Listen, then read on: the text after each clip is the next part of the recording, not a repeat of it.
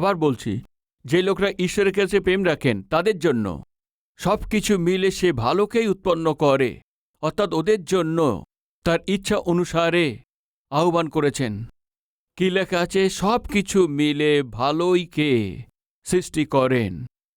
সব কিছু নিয়ে আমার সাথে কেন এমন অন্যায় হয়েছে? ইয়েস, ওই অন্যায়কে হবার জন্য ঈশ্বর অনুমতি দিয়েছেন। কেন না? আপনার জীবনে ভালো করার জন্যে, যা আপনি কল্পনা করতে পারেননি, ভালো করার জন্যে। কিভাবে? বলছি আসুন। যোসেফ যে একটি ঘরেতে চাকর রূপে জয়েন হয়েছিল, তার সাথে অন্যায় হয়েছে, তার চাকরি গেছে, চরিত্রহীন সে সাপ তার উপরে দিয়ে দিয়েছে, সে ভুল না করার পরেও তাকে জেলখানায় দিয়েছে। জেলখানায় গিয়ে যোসেফ কাঁদতে বসে থাকেননি, কাঁদেননি, চিন্তা করেননি, মানসিকভাবে নিরাশ হয়েননি। দেখবেন, আসুন আদি 40 পদে, তাহাতে রক্ষক সেনাপতি তাহাদের কাছে যোসেফকে নিযুক্ত করিলেন, আর তিনি তাহাদের পরিচর্যা করিতে লাগিলেন। এইরূপে তাহারা কিছুদিন কারাগারে রইল। পরে মিশর রাজ্যের পানপাত্রবাহক ও মোদক যাহারা কারাবদ্ধ হইয়াছিল, সেই দুইজনে এক রাতিতে 2 প্রকার অর্থবিশিষ্ট 2 স্বপ্ন দেখিল। আর যোসেফ প্রত্যুষে তাহাদের নিকটে আসিয়া তাহাদিগকে দেখিলেন, আর দেখে তাহারা বিষণ্ণভাবে বসেছিলেন। যোসেফ ওখান দিয়ে যাচ্ছে, ও দেখেছে এরা অনেক উদাসীন ছিল। বলতে পারত না, এরা সবসময় বিষণ্ণ হয়ে বসে থাকে, সবসময় কান্নার লোক। বলতে পারতেন না? ভাই, আর যদি কেউ আপনার দৃষ্টিতে দুঃখের সাথে, কষ্টের সাথে, বেদনার সাথে দেখতে পেলেই ওদেরকে দেখে এদের মুখে এমনই থাকে, এদের চেহারা সবসময় সে কান্নার চেহারা, কান্নাকাটি করে, আপনি এভাবে বলতে পারেন আপনার বুদ্ধি আছে। যোসেফও জেলখানায় ছিলেন, ওর সঙ্গে অন্যায় হয়েছেন, কিন্তু ওখানে 2 জন অনেক উদাসীন ছিল। যোসেফ ওদের কাছে গিয়ে কি জিজ্ঞেস করেছে দেখবেন, আসুন 7 পদেতে। তখন তাহার সঙ্গে ফৌরনের ওই যে 2 কর্মচারী তাহার প্রভুর বাটিতে কারাবদ্ধ ছিল, তাহাদিগকে তিনি জিজ্ঞাসা করিলেন, অদ্য আপনাদের মুখ বিষণ্ণ কেন? এরা যখন উদাসীন ছিল, এরা যখন অনেক নিরাশার মধ্যে ছিল, এরা যখন দুঃখের মধ্যে, চিন্তার মধ্যে ছিলেন, যোসেফ, ঈশ্বর আমার সঙ্গে আছে না? একদিন ঈশ্বর আমাকে মুক্ত করবে, তাই না? আমার কোনো চিন্তা নেই এই ভেবে আজকে বা কালকে বা পরশু নিশ্চয়ই জেলখানা থেকে তাকে মুক্ত করে দেবেন। এই জন্য ও সাহসের সঙ্গে ছিল। কি ও সাহসের সঙ্গে থাকলে চলবে কি? আশপাশের লোকদেরকে সাহস দেখানো একজন আত্মিক ব্যক্তির স্বভাব ছিল। এই জন্য এরা যে দুঃখের মধ্যে ছিল, এরা দেখে, শোনো, বিষণ্ণ কেন, কি হয়েছে? এইভাবে জিজ্ঞেস করতে গেলে কি দরকার বলুন? প্রেম চাই, আত্মিকতা চাই। বিষণ্ণ কেন, কি হয়েছে বলুন? কি হয়েছে বলো? যেন ও ভালো আছে। ও কোথায়? জেলখানাতে আছে। ওর সাথে কি হয়েছে? অন্যায় হয়েছে। ধার্মিকতায় চলার পর চাকরি চলে গেছে। বাস্তবেতে দুঃখ, ব্যাকুল আর চিন্তার মধ্যে থাকা দরকার, কাঁদতেই থাকবে। কিন্তু যোসেফ এমন ছিল না, কেননা তার জীবনে যা কিছুই হোক আমার ঈশ্বরের অনুমতি ছাড়া হতে পারে না। আজকে যদি জেলখানাতে পড়ে আছি, তো আমি ঈশ্বরের অনুমতিতে আমি এখানে আছি। এমন সাহস, শক্তি, ঈশ্বরের প্রতি নির্ভরতা যোসেফের জন্য ছিল। এই জন্য জেলখানাতেও চিন্তা ছাড়া ছিলেন, চিন্তাবিহীন ছিলেন। সামনের জন্য যখন বিষণ্ণ, তখন জিজ্ঞেস করেছেন, কি হয়েছে, কি হয়েছে তোমাদের? ওইটাই বলছি, আপনি ভালো আছেন জিজ্ঞেস করুন, আর যদি ভালো নেই তাহলে জিজ্ঞেস করুন, কি হয়েছে, কি হয়েছে? এইভাবে জিজ্ঞেস করলে আপনার তো কোনো লস নেই, তাই না? কোনো লস আছে কি? আবার বলছি, প্রতিদিন 10 জনকে জিজ্ঞেস করুন কেমন আছেন। এইভাবে ছেলেদেরকে জিজ্ঞেস করুন। আপনার পরিবারেতে কোথাও যান, আত্মীয়দের সঙ্গে দেখা করুন, বা চাকরি করার জায়গাতে পরিচিত লোকদেরকে প্রেমের সঙ্গে কথা বলুন। এ ভালো ব্যবহার, আত্মিকতা। আপনি ভালো আছেন জিজ্ঞেস করুন। যদি কেউ উদাসীন আছে তো একটু সময় বার করে জিজ্ঞেস করুন কি হয়েছে। সবসময় হাসেন আপনি, আজকে উদাসীন দেখাচ্ছে, কি হয়েছে জিজ্ঞেস করুন। কেননা আজকে মানুষরা, আবার বলছি, স্বার্থপর হয়ে গেছে। আমি ভালো হলে যথেষ্ট, আমি খুশি হলে যথেষ্ট, এমন স্বার্থতে পূর্ণ থেকে এই জগতের মধ্যে, এই পাপময় সংসারের মধ্যে অন্যকে ভালো চায় এমন লোক কম আছে। আপনি ভালো আছেন অন্যকে ভাবে জিজ্ঞেস করা, এটি সত্যি ভালো অভ্যাস আছে আর ভালো আত্মিকতা আছে। আর যদি কেউ চিন্তার মধ্যে থাকে, চিন্তার মধ্যে আছে, দুঃখিত আছে, কি হয়েছে, কেন এমন, কি হয়েছে, এভাবে জিজ্ঞেস করলে ও সাহস পায়। তার দুঃখ চিন্তা আপনাকে বলার দ্বারায় ওই দুঃখ ওর একটু কম হয়।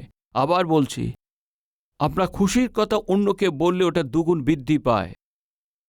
আপনার দুঃখ যে আপনাকে বোঝে তার সঙ্গে বললে আপনার দুঃখ কম হয়। এই জন্য যদি কেউ দুঃখের মধ্যে আছে তো তার দুঃখের কথা বলতে সুযোগ দিন। কেননা সহ্য করতে পারছে না এমন দুঃখের মধ্যে আছে। যখন আপনি তাকে ঠিক করে নেন, আরও কিছু দিন বেঁচে থাকেন, তার জীবন দেবার সুযোগ আপনার হাতে আছে। এই সুযোগকে নিন। ঠিক আছে, ভালো আছেন জিজ্ঞেস করলে কি হয়, কি হয়েছে, কেন এমন, এইভাবে জিজ্ঞাসার দ্বারায় কি হয়, কি হয়েছে। যোসেফ ওদেরকে দেখে কি হয়েছে, কেন বিষণ্ণ, এভাবে জিজ্ঞেস করলেন। একজন স্বপ্নের কথা বলেছেন, দ্বিতীয়জনও তার স্বপ্নের কথা বললেন।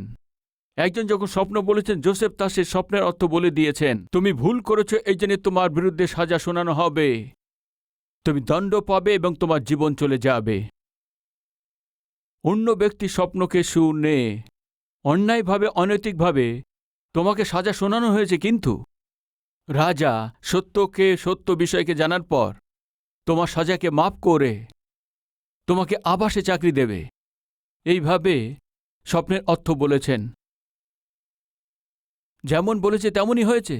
একজন মারা গেছে, আবার সে চাকরি ফিরে পেয়েছে।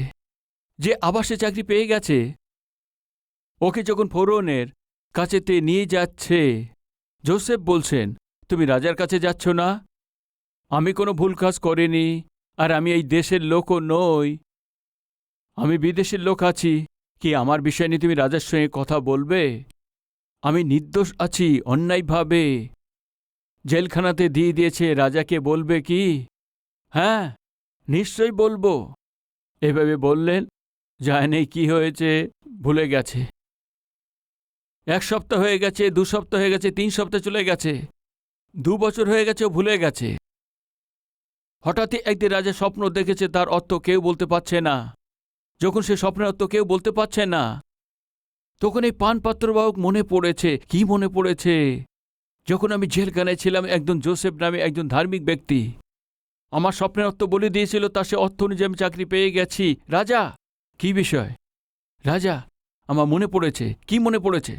জেলখানাতে একজন ধার্মিক ব্যক্তি আছে, যার মধ্যে ঈশ্বরের আত্মা আছে। ওই ব্যক্তির মধ্যে ঈশ্বরের আত্মা আছে। স্বপ্নের অর্থ উনি বলতে পারেন। ওকে ডাকো। ডেকেছেন, স্বপ্ন তাকে বলেছেন, আর যোসেফ সেই স্বপ্নের অর্থ বলে দিয়েছেন। ফলস্বরূপ তাকে সেই ফৌরন, যার মধ্যে ঈশ্বরের আত্মা এবং সেই স্বর্গদূতে সে বুদ্ধি আছে, এমন ব্যক্তি আমাদের দেশের মধ্যে কেউ আছে কি? এই পাশে চারপাশে যারা জ্ঞানী আছে তাদের জিজ্ঞেস করলে একদমই অবাক হয়ে গেছে, আশ্চর্য হয়ে গেছে, কেউ নেই। এই জন্যে আমি যোসেফকে এই দেশের উপরে প্রধানমন্ত্রী নিযুক্ত করছি। এখন আপনারা কি বুঝতে পারলেন? দুঃখতে, কষ্টতে, চিন্তাতে পড়ে আছে দুই কয়েদিকে দেখে যোসেফ ওদেরকে ঠিক করে নিয়েছেন। কথা বলেছে, কথাই তো যোসেফকে একদিন প্রধানমন্ত্রী করে দিয়েছেন। বুঝতে পাচ্ছেন? কাউকে ঠিক করে নিলে কি আশীর্বাদ পাওয়া যায়? নিঃস্বার্থ জীবনযাপন করলে কি আশীর্বাদ পাওয়া যায়? সামনের জনকে ভালো রাখতে হবে ভাবলে কি আশীর্বাদ পাওয়া যায়? যখন কেউ দুঃখ নিরাশার মধ্যে আছে, কোনোভাবে তাকে সাহায্য করতে হবে। অন্যের ভালো হবে চিন্তা করলে কি আশীর্বাদ আছে জানেন কি? ওই দিন যখন দুঃখিত ছিল কি আমার কি কি আমার জীবনে দুঃখ নেই কি? আমার সাথে অন্যায় হয়নি? অন্যায় করে জেলখানাতে আমাকে দেয়নি?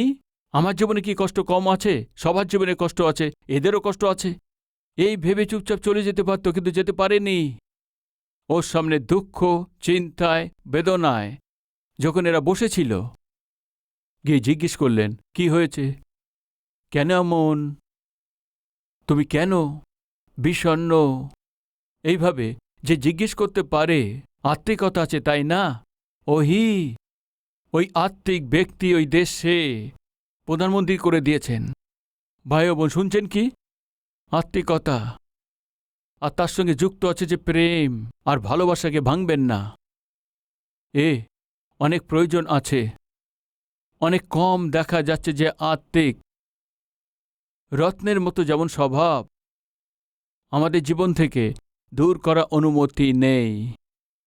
ওই প্রান্ত থেকে, ওই জায়গা থেকে, ওই দেশ থেকে ও লোক যখন এসছে, গর্ব দেখাননি নহিমিও, নিজেকে বড়াই করে দেখাননি। কেন এসছো না বলে এভাবে বলেননি ভাই। ও আত্মিকতা আছে, এই জন্য প্রেমের সঙ্গে কথা বলেছেন। কেমন আছে আমাদের লোকেরা, আমাদের আত্মীয়রা কেমন আছে, এইভাবে যখন কথা বলছিলেন, ওর সামনে যে হানানি ছিল, ওর সঙ্গে যে এসছিল, এসে কাঁদছে। কি হয়েছে? কেন তোমরা কার্য বলো? কি হয়েছে? ওরা বলতে শুরু করলেন, আমাদের পিতৃপুরুষের সেই জেরুসালেমের সেই নগর পুড়িয়ে দিয়েছে। জেরুসালেমের সমস্ত প্রাচীরগুলো পুড়িয়ে দিয়েছে। আর ওখানে যারা পূজারা ছিল, যারা ঈশ্বরের পূজা বলতেন, এই যিহুদিরা কষ্টের মধ্যে পড়ে গেছে, দুঃখিত আছে, ভয়ে ভীত হয়ে তারা কাঁপছে। ওদের দ্বারা কথা হয়েছে। এই কথা শোনার পর নহিমিয়া সহ্য করতে পারেননি। যখন ও লোকরা দুঃখের মধ্যে, কষ্টের মধ্যে, নহিমিয়া সহ্য করতে পারেনি। এই আছে আসল এবং সত্য আত্মিকতা আছে কি? আমি জিজ্ঞেস করছি প্রিয় ভাই ও বোন, আপনার লোক যখন দুঃখিত হয়, কষ্টের মধ্যে থাকেন, আপনার লোক যখন দুঃখে যন্ত্রণা আছে, অসুখের মধ্যে আছে, অর্থনৈতিক সংকটে আছে, তখন আপনার মন গলে যায় না শক্ত হয়ে থাকে? একবার ভেবে দেখুন, ওই দিন নহিমিয়ার মন ঈশ্বরের মতো মন ছিল, এই জন্য গলে গিয়েছিল। মন গলে গেছে, এই জন্য চোখ দিয়ে জল পড়ছিল।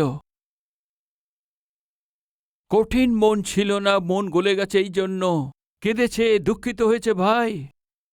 শুধু তাই না, উপবাস থেকে লোকদের জন্য ও কি করেছেন?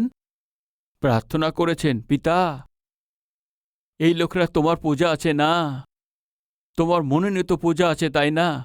তোমার মনোনীত তোমার নিজের লোকরা আছে, তাই না? তোমার মনোনীত জেরুসালেম আছে, আর সেটা জ্বালিয়ে দিয়েছে ঈশ্বর, জ্বালিয়ে দিয়েছে। উপবাস থেকে ও লোকরা যে কষ্টের মধ্যে ছিলেন, ও লোকরা যে নষ্ট হচ্ছে ওদের জন্য, নহিমিয়া কেঁদেছেন। এমন লোক চাই, নষ্ট হচ্ছে লোকদের জন্য তার কান্নার লোক চাই। ঈশ্বরের প্রেমকে না জেনে ঈশ্বরের বিরুদ্ধে গিয়ে কাজ করার লোকের বিষয়েতে চোখে জল ফেলার লোক দরকার, কান্নার লোক প্রয়োজন। ঈশ্বরের সম্মুখে এসে বিনতি করার লোক চাই। ওই দিন যে লোক এসে তাদের কাছে সংবাদ শুনে নহিমিয়া, এরা যখন সমস্ত দুঃখের কথা বলছে, ঠিক আছে, পরে দেখা যাবে, এখন গিয়ে বিশ্রাম করো, এখনো সব শোনার আমার কাছে কোনো টাইম নেই বলেছেন ভাবছেন, তা নয়। একজন ভালো মনের মানুষ ছিল, একজন আত্মিক ছিল, এই জন্য তাদের সমস্ত দুঃখের কথা শুনেছেন। প্রিয় ভাই ও বোন, কেউ আপনার কাছে এসে আপনার জীবনে কষ্টকে আপনার কাছে বলার চেষ্টা করাতে পালানোর চেষ্টা করবেন না, দূরে যাবার কোনো ধরনের চেষ্টা করবেন না। কেন জানেন? 100 জনের মধ্যে আজকে 99 জনের কাছে সামনের জনের যে দুঃখের কথা শুনবে সময় নেই, মনও নেই। কেন জানেন? সবার নিজের নিজের কষ্ট আছে। আমার কাছে দুঃখ নেই, আমার কাছে কষ্ট নেই, আমার ঘরে দুঃখ কষ্ট নেই কি? আমার কাছে অনেক কষ্ট আছে। তোমার সব কথা শোনার জন্য আমার সময় কোথায়? এ সাধারণভাবে মানুষদের এই মানসিকতা আছে, আপনাকে এমন থাকার অনুমতি নেই। যখন আমি হায়দ্রাবাদে এসেছি তখন চাকরি করতাম, যখন আমি নতুন এসেছি চাকরি করতাম, যখন আমি চাকরি করতাম অটোতে যাতায়াত করতাম। আমার পাশে একজন 40 বছর এসে মহিলা বসতেন, আমি চুপচাপ বসে যেতাম। বাবু, আসলে আমার কি হয়েছে জানেন কি? বললেন। বাবু, আসলে কি হয়েছে জানেন কি? বললেন। কি হয়েছে বোন? ভাই, তার পরিবারের দুঃখ কষ্টকে আমার কাছে বিস্তারিতভাবে বলতে শুরু করলেন। আমি চুপচাপ শুনছি। ও এমন হয় কি, এমন হয় কি? উদাসীন হয়ে যেভাবে বসে মনের দুঃখের সব কথা বলার পরে ও চেহারার মধ্যে বিষণ্ণ ছিল না, শান্তিতে অটো থেকে নেমে যেতে লাগলেন। কারণ কি আছে কি, ও তার দুঃখ কারোর সাথে বলেছেন, ফলস্বরূপ তার মনের দুঃখ কম হয়ে গেছে, এই জন্য শান্তিতে চলে গেছেন। তখন থেকে আমি বুঝতে পারি আজকে মানুষের জীবনে কমপক্ষে মনের দুঃখের কথা বলার জন্যেও আত্মীয় স্বজন নেই। এই জন্যে তো ভাই, আমি যে অপরিচিত আছি আমার কাছে দুঃখের কথা বললেন। প্রিয় ভাই ও বোন, আপনার আত্মীয়, আপনার বন্ধুদের সঙ্গে যে আপনি ভালো কাজ করতে পারেন, যখন ও দুঃখের মধ্যে আছে, কষ্টের মধ্যে আছে, ওদের দুঃখকে দূর না করতে পারাও, তারপরেও তার কাছে গিয়ে কমপক্ষে শোনার চেষ্টা করুন। ওকে মহান শান্তি দিতে পারবে। যীশুখ্রিস্টকে দেখুন। যীশু যারা কাঁদছে তাদের সঙ্গে মিলে কেঁদেছেন। মরিয়াম যখন তার ভাইকে হারিয়ে যীশু চরণে এসে যখন ও কেঁদেছেন, লাজারকে জীবিত করার শক্তি তার সঙ্গে থাকার পরেও যীশু নিজেই কাঁদলেন। কারণ কি আছে? প্রেম। ওদের ওই দুঃখেতে প্রভু যুক্ত ছিলেন। উনি দেখিয়েছেন একজন সৈনিক তার আগ্রহের সঙ্গে ইংল্যান্ড দেশের সঙ্গে যুদ্ধ করার সময় দেশকে রক্ষা করার জন্য নিজের জীবন দিয়ে দিয়েছেন। জীবনকে হারিয়েছেন, ওর স্ত্রী যে তার স্বামীকে হারিয়েছেন, শান্তি পাচ্ছে না, অনেক দুঃখ পাচ্ছে, অনেক কাজ ছিলেন। আত্মীয়রা এসছে, আশপাশের লোকরাও এসছে, ওকে সান্ত্বনা দেওয়ার চেষ্টা করেছেন, কিন্তু ও শান্ত হচ্ছে না। এই কথা ওই দিন যে দেশের উপরে শাসন করছিলেন রানী ভিক্টোরিয়াকে জেনেছেন। ওই সৈনিকের স্ত্রীর কাছে যেতে হবে বললেন, সমস্ত প্রস্তুতি করলেন। অনেক দূরে গ্রামে ওই সৈনিকের স্ত্রী এটি ছোট ঘরে থাকতেন। ওই ঘরেতে রানী গেছে, সমস্ত গ্রামের লোকেরা একত্রিত হয়েছেন। রানী রথ থেকে নেমে ওই ছোট ঘরের ভিতরে গেছেন, দরজা বন্ধ করেছেন। বাইরের সমস্ত লোকরা এইভাবে বলা শুরু করেছেন, জানেন এই ভিতরে গিয়ে তিনি কি বলবেন, ওকে কি দিচ্ছে, কোন ধরনের চাকরি দিচ্ছে, কত ফিক্সড ডিপোজিট করতে চলেছেন, কোন ধরনের বেনিফিট দিচ্ছে, ওকে কি দিচ্ছে। সবাই মিলে এইভাবে বলাবলি করছে, ওকে নিশ্চয়ই রানী প্যালেসেতেই চাকরি দেবেন, নিশ্চয়ই অনেক ধরনের কথা বলছেন, এরা আলোচনা করছে। কিছু ঘন্টা পর রানী ভিক্টোরিয়া বাইরে এসছেন, রথে বসার পর চলে গেছেন। দ্রুত যত লোক সেখানে দাঁড়িয়েছিল ভিতরে এসে রানী কি দিয়েছেন, কি বলেছেন, কি দেবে বলেছেন, কি বললেন, কি করতে চলেছেন, এমন অনেক প্রশ্ন করেছেন। তখন যে সান্ত্বনা না পেয়ে দুঃখিত ছিলেন, ওই সৈনিকের স্ত্রী উপদেশ পেয়ে বললেন, ও রানী আছে, আমাকে কিছু দেওয়ার জন্যে প্রতিজ্ঞা করেননি। এ কি আছে, রানী তো আছে, তোমার কাছে এসে কোনো কিছুই দেওয়ার প্রতিজ্ঞা করেনি, কোনো প্রতিজ্ঞা করেনি, তাহলে কি করেছে? আমার গলা জড়িয়ে ধরে আমার সাথে কেঁদেছেন। কি করেছেন? আমার গলা জড়িয়ে আমার সাথে ও কেঁদেছেন, কাঁদতে কাঁদতে আমার সমস্ত দুঃখ ও নিয়ে গেছেন। আর এর চেয়ে বেশি আমি কি চাই? আমার জন্য স্বয়ং রানী এসে আমার জন্য কেঁদেছেন। আমার প্রিয় ভাই ও বোন, প্রভু আপনাকে কোনো কিছু আশীর্বাদ দিতে পারে, মারা গেছে লাসারকে জীবিত করতে পারেন। ওর চাইতে মহান বিষয় কি আছে জানেন? যখন আপনি কাঁদেন, আপনার কাছে এসে স্বয়ং নিজেই কেঁদে আপনার দুঃখ আর কষ্টকে মুছে দেওয়ার জন্য মহান ঈশ্বর আছেন, ভুলবেন না। এই জন্যে বলছি, যীশু খ্রিস্টের মন আপনার মধ্যে থাকলে দুঃখিত লোকদেরকে আপনি সান্ত্বনা দেবেন, শান্তি দেবেন, সাহায্যকারী হবেন। ওদেরকে একা ছাড়বে না, আমি কি করব এভাবে ভাববেন না।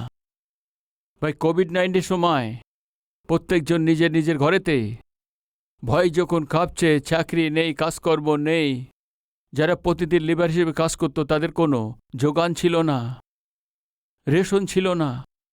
আমাদের রাজ্যতে যখন লক্ষ লোক দুঃখিত হচ্ছিলেন, ভাই কেন কালভারি টেম্পল এগিয়ে গিয়ে, যদি আপনাদের কাছে কোনো কিছু খাবার দ্রব্য নেই, আপনি ফোন করুন, আমরা গিয়ে দেব, এইভাবে বলে 60,000 পরিবারকে 1 মাস থেকে 2 মাস ধরে পেট ভরে খাবার দিতে পেরেছে। এর কারণ কি ছিল আপনি জানেন? যখন কেউ করছে না, কেউ করতে পারছে না, কেন কালভারি টেম্পল করেছেন? কেননা আপনি জানেন, কালভারি টেম্পলে ঈশ্বর আছে এই জন্য, প্রেম করার ঈশ্বর আছেন এই জন্য। স্বামীর কোভিড হয়ে গেছে, স্ত্রী কোভিড হয়ে গেছে, সন্তানের কোভিড হয়ে গেলে কেউ ছুতে পারছে না, ওদের ঘরে থেকেও যেতেও পারছে না, পাশে নিয়ে কাউকে খাবারও দিতে পারছে না। স্বামীর কোভিড হয়ে যাবার হসপিটালে নিয়ে গিয়ে স্ত্রী হসপিটালে গিয়ে তার পাশে থাকতে পারছে না। এমন সময়ে কালভারি টেম্পলে কোভিড কেয়ার সেন্টার বানিয়ে দিয়েছেন। এর কারণ কি? কেন কোভিড থেকে যন্ত্রণা কোটি কোটি লোকদের জন্য কালভারি টেম্পলে ভর্তি নিয়ে ফ্রিতে চিকিৎসা, ফ্রিতে এইভাবে ঔষধ দেওয়া, ফ্রিতে প্রোটিন ফুড, ফ্রিতে অক্সিজেন, ফ্রিতে চিকিৎসা কেন দিয়েছেন কালভারি টেম্পল? কালভারি টেম্পলে ঈশ্বর আছে এই জন্য। ঈশ্বরের প্রেমেতে কালভারি টেম্পল পরিপূর্ণ আছে এই জন্যেই তো, যেটা করতে পারছেন আমরা করতে পেরেছি। কেউ খাবার দিতে পারেনি, আমরা দিতে পেরেছি। এই জন্যে তো 70 থেকে 80টা দেশ কালভারি টেম্পলে অভিনন্দন জানিয়েছে ওদের। সংবাদপত্রে, নিউজ পেপারেতে কোনো দেশেতে কেউ তা করতে পারেনি। 14 টন খাবার দ্রব্য খেয়ে অকালের সময়, দুর্ভিক্ষের সময়, চোখের জলের সময় ঘরেতে ঘরেতে গিয়ে খাবার দ্রব্যকে দিয়েছেন অদ্ভুত টেম্পল। আজও লক্ষ এবং কোটি লোক ওই দিন কালভারি টেম্পল যেটা করেছেন আজও মনে রেখেছেন। কারণ কি আছে? খ্রিস্টের প্রেমকে দুঃখের সময়তে দেখিয়েছেন এই জন্য। প্রিয় ভাই ও বোন, এই টেম্পলে আপনিও সদস্য আছেন। এই জন্যে কাউকে ঠিক করে নিতে, কারোর সঙ্গে ভালোবাসায় কথা বলতে কখনো পিছিয়ে যাবেন না। আপনি ভালো আছেন এইভাবে জিজ্ঞেস করাতে লজ্জা করবেন না। এর পিছনে শান্তি আছে, আর একই সঙ্গে আশীর্বাদও লুকিয়ে আছে। এই বহুমূল্য বার্তা আমার চাই। ঈশ্বর এই বহুমূল্য শিক্ষা আমাদেরকে দিয়েছেন, এটাকে আমরা আমার জীবনে পালন করব। তাদের একটু হাত দেখান।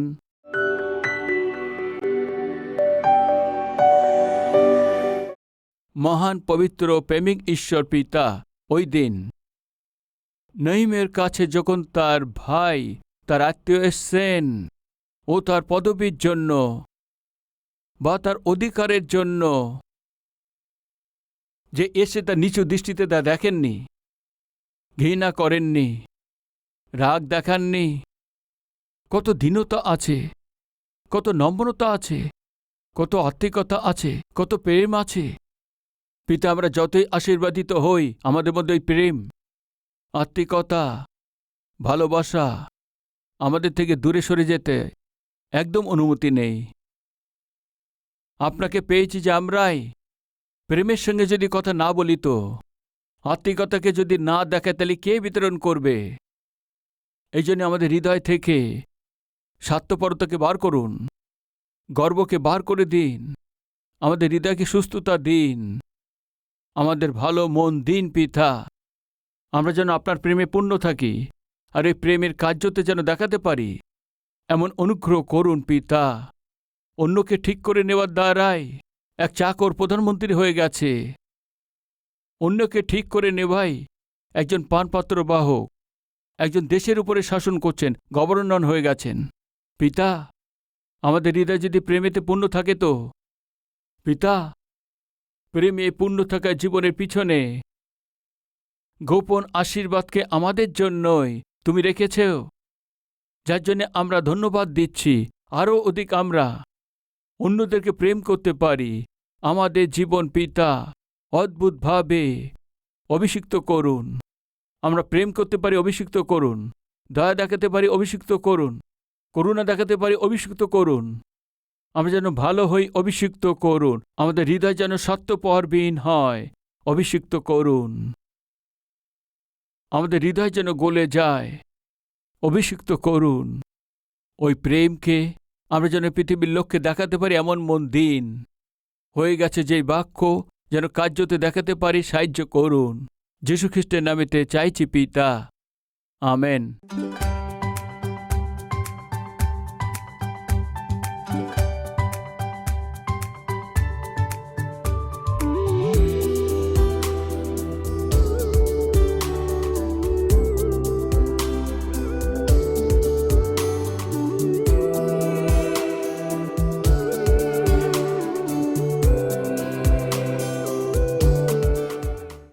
অতি প্রিয়জনদেরকে সালোম। ভালো আছেন? প্রভুর মহান অনুগ্রহে কেবল একটি কারিকুলাম দিয়ে শুরু করা হিসেবে কালভেরির স্বর আজ কমপক্ষে 650 স্যাটেলাইট টেলিভিশন কারিকুলাম রূপে ঈশ্বর আশীর্বাদ দিয়েছেন। কারণ জানেন, যারা এই কারিকুলামকে দেখেন তারা আশীর্বাদ পেয়ে এই কারিকুলামের জন্য কিছু না কিছু সাহায্য পাঠিয়েছে। এই জন্য একটি কারিকুলাম দিয়ে শুরু করা হয়েছিল, একটি ভাষা দিয়ে শুরু করা হয়েছিল কালভেরি স্বর। আজ ভারতবর্ষেতে প্রতিটি রাজ্যে ওদের নিজের ভাষাতেই সুসমাচার পৌঁছে দিতে পারছি। আসু তাই না, কমপক্ষে 650 টেলিভিশন কারিকুলামের দ্বারায় কেবল আমাদের দেশেতে নয়, বাংলাদেশেতে, নেপালেতে, আর পাকিস্তান, আফগানিস্তান, গলফ কান্ট্রিতে, আর শ্রীলঙ্কাতেও ওদের ভাষাতেই প্রভু যীশুখ্রিস্টের এই সুসমাচারকে পৌঁছাচ্ছে। প্রত্যেককেই পরিত্রাণ পেতে হয়তো প্রত্যেকের কাছে সুসমাচার পৌঁছানো দরকার। এই জন্য প্রত্যেকে যেন পরিত্রাণ পায়, যীশুখ্রিস্টের সুসমাচার যেন জগতে পরিপূর্ণ হতে পারে। আপনার সাহায্য চাই। আজকে এই কার্যক্রম আপনার পর্যন্ত পৌঁছাতে পেরেছে। এই কার্যক্রম আপনি শুনতে পাচ্ছেন তো কেউ ত্যাগের সঙ্গে সাহায্য করেছেন। এই জন্য এই কার্যক্রম আপনার পর্যন্ত পৌঁছিয়েছেন। কারের সাহায্যের দ্বারায় আপনি জীবিত ঈশ্বরের বাক্য শুনতে পাচ্ছেন, তাই না?